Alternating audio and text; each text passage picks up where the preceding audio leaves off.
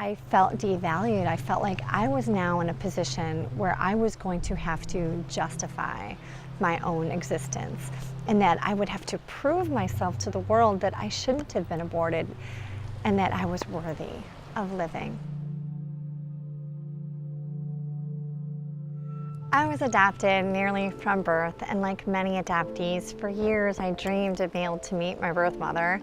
My search began on my 18th birthday, and I was shocked to have been told that I would never have the opportunity to meet her. And that was very difficult for me. I went ahead and I petitioned for what's called my non-identifying information. And when it arrived, it had everything you can imagine about my birth mother, except for her name.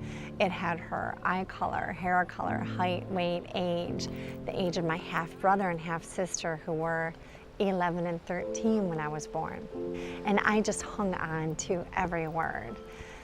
But for my biological father, all it said was that he was Caucasian and of large build. She couldn't even say his eye color, hair color, nothing. And I thought it over. What could the possible explanation be? I called up my caseworker and asked her, was my mom raped? And she said, yeah, I didn't want to tell you. And I was just devastated. I remember feeling so ugly and unwanted, thinking, who would ever love me? And I immediately thought of what people say in cases of rape, that they're either pro-life except or pro-choice, especially in cases of rape. And I immediately felt targeted by our society, by our world. And I called a local Right to Life office in my home state of Michigan because I just wanted to talk to someone who valued my life. And the woman on the other end of the phone spoke words of value into my life at a time when I was really hurting. And then I asked my adoptive parents, how do you feel about abortion? And what about in cases of rape?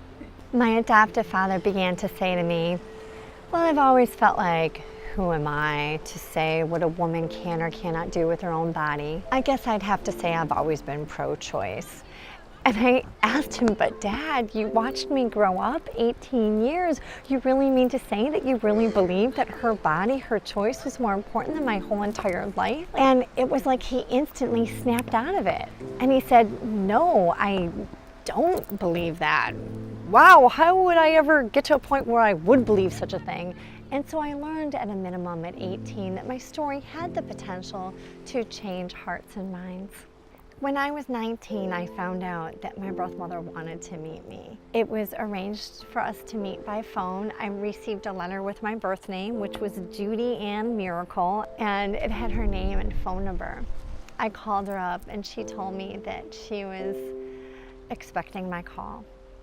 And she told me that she was sorry to hear that I already knew about the rape. But then she proceeded to fill me in on some horrific details. And it was truly a worst case scenario. She was very petite and she was abducted at knife point by a serial rapist. That's how I was conceived. And that was so hard to hear for several reasons. It was difficult to know that I was conceived out of a truly worst case scenario, and to know that my biological father was a really bad man. We arranged for me to fly home and meet her on her 51st birth date, and she sent me photos and a letter where she said all kinds of wonderful things. She went on to say she didn't know how to express her inner feelings. And then she wrote, "It's so great, big, beautiful. It's always been my dream. I'm so happy. I'm crying. A love that ate at me for 19 years. My daughter at last. With love, your mom, Joanne." That was all my dreams come true. I felt so affirmed. I flew home and had a wonderful reunion weekend with her. When I went back to university, I went to a few meetings of Students for Life. I didn't get involved because I didn't feel like I fit in anywhere, but it gave me the courage and hope. support I felt I needed to finally call my birth mother and ask her about abortion. In fact, she went to 2 illegal abortions and I was almost aborted. But the back alley conditions and the fact that it was illegal caused her to back out, as it did with most women. She was concerned for her own safety. I was devastated to hear her say that. That was my life that she was talking about. Now, decades later, my birth mother and I are both thankful that we were both spared the horror of abortion.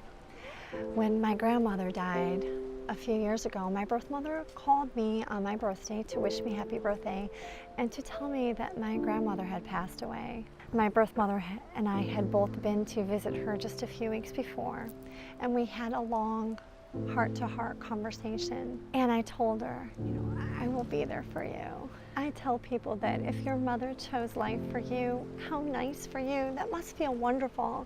But mine didn't. She really did choose abortion for me. But pro-life advocates, leaders, legislators, who, without even knowing of my exact existence, recognized that mine was a life worth saving.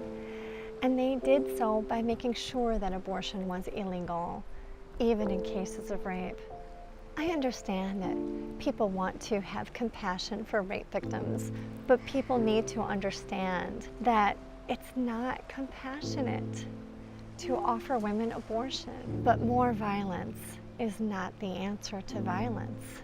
We also hear people say that it's barbaric, but what's really barbaric is to punish an innocent human being for someone else's crime. I'm an attorney, and I actually decided to do a word search of my state's laws on unborn children. And what I found really interesting is that in the Court of Appeals and the Supreme Court, whenever it was a case involving a wanted child, whether it was adoption or wrongful death of a child who was harmed, like if a woman was pregnant and there was a car accident from a drunk driver, or if there was a doctor who committed malpractice, anytime that was a wanted child, and it didn't matter the gestation of the unborn child, they used the term unborn child. Anytime the case involved abortion, same gestational age, they used the term fetus. Same court, same age of the child, but they changed the language. And the fact is, as in war, it's easier to kill the enemy when you dehumanize them, but it doesn't change the reality and the humanity of that child. One of the most common things that we hear from women who share stories like ours is that it gives them hope to know that they're not alone in this, and they do feel like they now have a voice. And that's my hope with our visit to Ireland, that more and more women will come forward and share their own stories.